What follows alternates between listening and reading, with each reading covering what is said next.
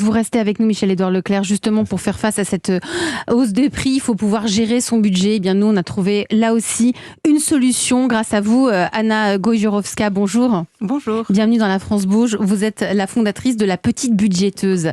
Avant de créer La Petite Budgéteuse, vous travaillez dans les ressources humaines, dans une usine de sidérurgie.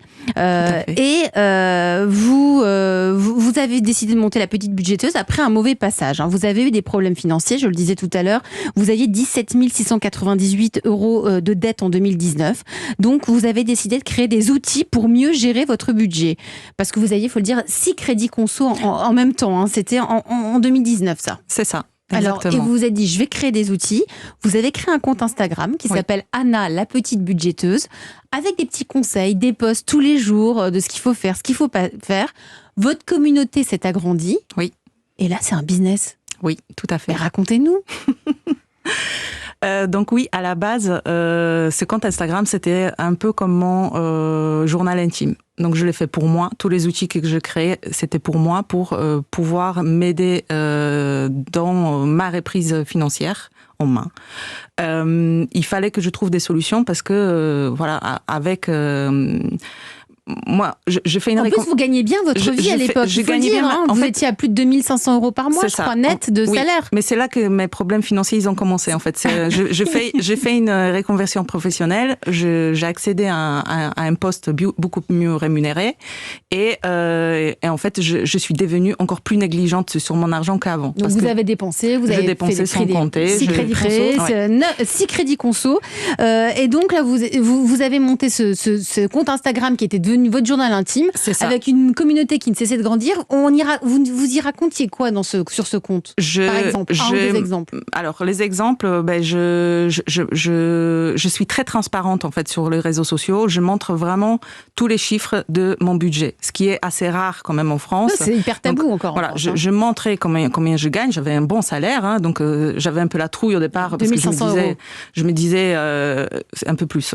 J'étais à 3 000 €. Ah bah 3 000 € net. Voilà. Ouais. Donc je craignais en fait d'avoir un regard de personnes qui vont me dire mais comment ça se fait que tu gagnes 3 000 € et tu nous dis que tu t'en sors pas. Donc je voulais en fait que les gens ils comprennent qu'on peut bien gagner sa vie et en même temps on peut mal gérer son argent. On dépense mal son argent.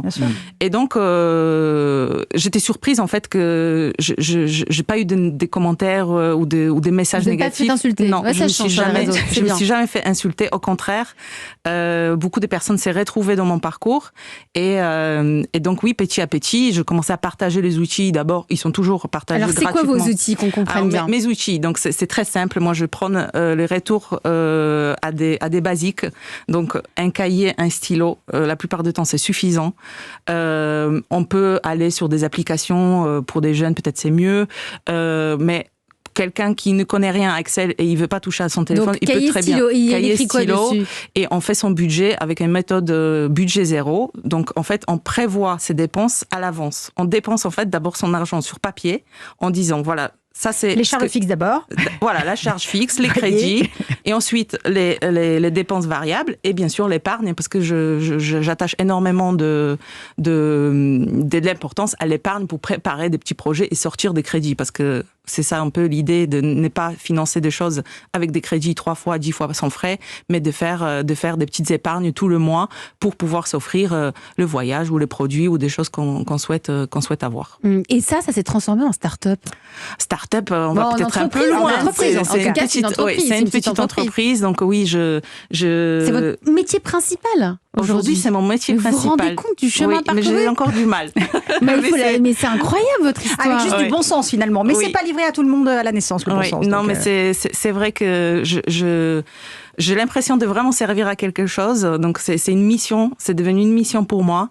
Donc, je partage énormément de choses. On peut venir sur mon site internet et prendre des outils, des imprimés, des choses gratuitement pour tester, pour voir. Parce que c'est pas tout le monde qui aime bien gérer des choses sur le papier. Donc et puis vous aviez commencé par réduire. Vous avez fait une méthode, je sais plus comment, la méthode où vous preniez un crédit à la conso, vous avez essayé, vous prenez plus gros. Oui, méthode boule de neige, ça s'appelle. C'est quoi cette méthode boule de neige pour nos auditeurs? Alors ça, c'est ça c'est bien pour des personnes qui, comme moi, avaient beaucoup de crédits. Donc en fait, ça, on arrête de saupoudrer, donc payer des petites mensualités sur des crédits qui durent longtemps, et on se concentre sur le crédit le plus petit, celui-là qui a les soldes le plus petit, et on injecte les maximum d'argent, on essaie de réduire les autres mensualités. Pour l'éliminer. Pour Objectif, l'éliminer. éliminer crédit après crédit. Une fois qu'on a éliminé, on se sert de la mensualité qu'on n'a plus pour l'injecter dans le suivant. En fait, ça permet de rembourser les crédits beaucoup plus rapidement. C'est malin, c'est du bon sens, mais ça marche.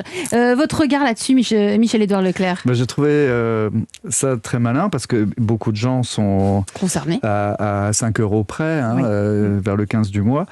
Et en fait, vous avez renoué avec quelque chose de bon sens, parce que c'est vrai que ça ne donne pas des revenus supplémentaires, ce que je vais dire, mais quand vous avez une carte de crédit, vous découvrez votre approche du découvert, c'est toujours un drame et c'est trop tard. Et vous, ce que vous proposez, c'est de revenir à des espèces aussi et de vers des enveloppes. Et du coup, vous voyez votre petit tas de monnaie ou de billets qui diminue, donc ce n'est qu'un ersatz, mais vous voyez en fait à quel moment vous en êtes de votre enveloppe, et vous avez fait plusieurs enveloppes par fonctionnalité. Ça, je trouve ça très malin. Et c'est vrai que c'est une discipline, mais en même temps, on s'évite le choc de la fin du mois. De la fin du mois, ouais. Et Anna, vous avez une partie payante parce qu'il faut bien gagner votre vie là, avec votre nouvelle activité. Oui. Donc, quelle est la partie payante de la petite budgéteuse? Alors, la partie payante, elle concerne l'atelier où on peut venir apprendre à construire son budget, donc faire le point, repérer où se trouvent nos problématiques pour ensuite construire son budget et apprendre à le suivre. Donc, je donne une méthode, c'est sous format vidéo assez court, ça dure 2 heures. Bon, si on applique tous les exercices, normalement, ça dure un petit peu plus longtemps. Et ensuite, j'ai auto-édité un cahier budgétaire qui permet de faire le suivi des finances. Donc, actuellement, il est en rupture de stock, mais il y a sa version Elle cartonne pour nous aider à gérer notre argent. Bientôt distribué dans les centres Leclerc. Son livre est distribué dans tous les espaces culturels. Et il y a les livres qui étaient faits avec les éditions Larousse qui est sorti au mois de mars. Ça s'appelle Mieux gérer mon argent pour vivre mieux aux éditions Larousse. Il est parfait, Michel-Édouard Leclerc. Merci à vous. Anna Gajurovska, d'être venue aujourd'hui dans La France Bouge, fondatrice de La Petite Budgéteuse. Si vous souhaitez la suivre sur Instagram, c'est vraiment bien fait votre compte. Bravo à vous.